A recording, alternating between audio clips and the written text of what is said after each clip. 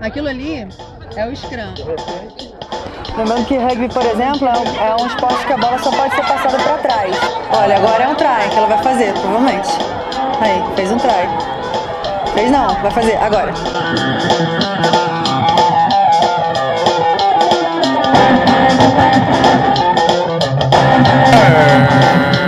Esporte! Final de semana ensolarado aqui em São Gonçalo, no estádio do Gonçalense, em Jardim Catarina. E aqui nós estamos para fazer mais um esporte. Sobre o quê? Rugby feminino.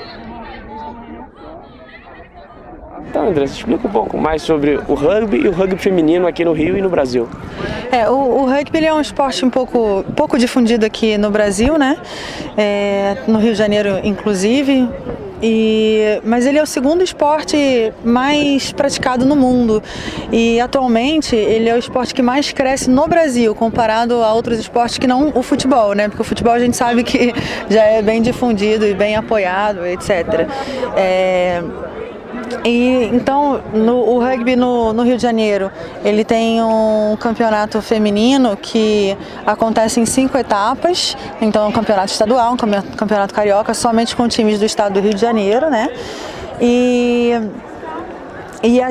o feminino, ele joga tanto no carioca quanto no nacional, a gente joga uma modalidade do rugby que é chamado rugby 7-a-side, que são 7 jogadores de cada lado. Quando você procura o surgimento do rugby e a sua formação, a gente vê que são 15 de cada lado, né? O rugby tradicionalmente, ele possui 15 jogadores de cada lado do campo, de cada equipe jogadora, né? E ao longo do tempo criou-se essa outra modalidade que são apenas 7 jogadores de cada lado do campo, mas o campo é o mesmo e é praticamente as mesmas regras, né? Essa aqui é a primeira etapa, né? Essa que está acontecendo aqui, ela é a etapa do Campeonato Brasileiro, né? Do Circuito Brasileiro. Então, é a primeira etapa do Circuito Brasileiro, sendo que são 6 etapas. Então, tem mais 5 aí pela frente que ocorrem em vários lugares do Brasil, né? Principalmente eixo sul-sudeste. Então, tem etapa em Belo Horizonte, tem etapa em São José dos Campos, em Curitiba, em Porto Alegre e em Florianópolis. O eixo sul-sudeste já tem um pouco mais de tradição de rugby, então é onde os 8 melhores times eles acabam por estar, né? Tá tendo agora a entrada do Delta, que elas estão indo muito bem na competição,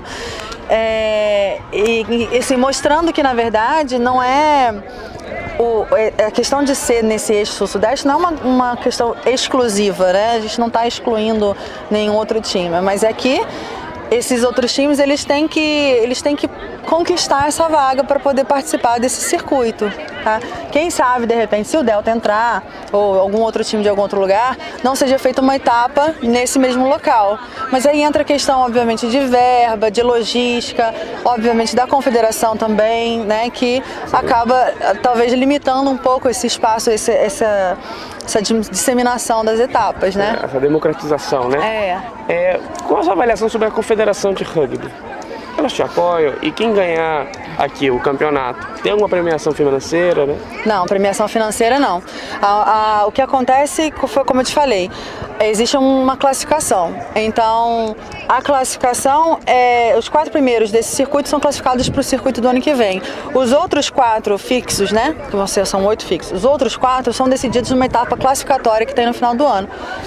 O que acontece é que não existe premiação financeira, mas a confederação, se você está nesses 8 times fixos, a confederação ela banca o seu deslocamento. Você obviamente paga uma taxa de inscrição, mas você não se preocupa mais com nenhum deslocamento durante esse circuito, né? Então, por exemplo, para a etapa de BH e de São Paulo, que são mais próximas, a gente vai de ônibus. Sim. Mas para etapas mais longe, por exemplo, a gente vai de avião e a gente não tem nenhum custo com esse transporte. Então, a Confederação Brasileira de Rugby, ela está crescendo bastante nos últimos anos, em vista das Olimpíadas, né? Porque o Rugby Sevens, ele é olímpico agora. O rugby ele já foi olímpico no início de 1900 e alguma coisa, que eu não vou lembrar. Deixou de ser olímpico e agora retornou às Olimpíadas, mas na modalidade 7-a-side. Então, por causa das Olimpíadas, o rugby está tendo uma visibilidade muito grande. Então, a Confederação Brasileira, ela está se desenvolvendo bastante, sim. Está com vários patrocinadores, né?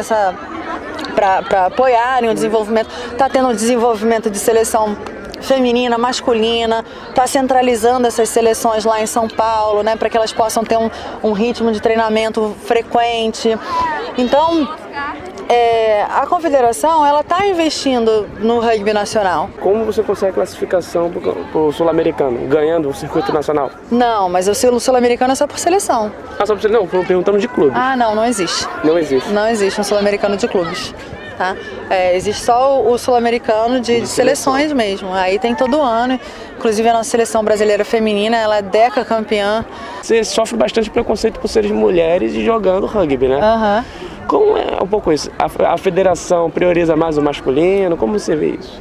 Olha, a gente vê em qualquer esporte, eu acho, que a categoria masculina ela é priorizada em relação ao feminino, qualquer esporte. Né? A gente sente isso um pouco. Então, tem questões assim, a Confederação Brasileira ela tem uma parceria com a Sport TV e tem tantos jogos que são televisionados por ano, né? E a gente vê que os jogos femininos, por exemplo, são menos transmitidos do que do masculino, né? Só para encerrar, dá um recado para quem quiser praticar rugby, né? Uma menina, como pode procurar o Niterói Rugby? Procurando o Niterói Rugby, a gente treina terças e quintas, de 6h30 às 8h30, lá na UF do Gragoatá, né, dentro do campus, lá mesmo, e às vezes final de semana. Então, na verdade, é só chegar, procurar a gente, aparecer lá e só chegar. Serão muito bem-vindas.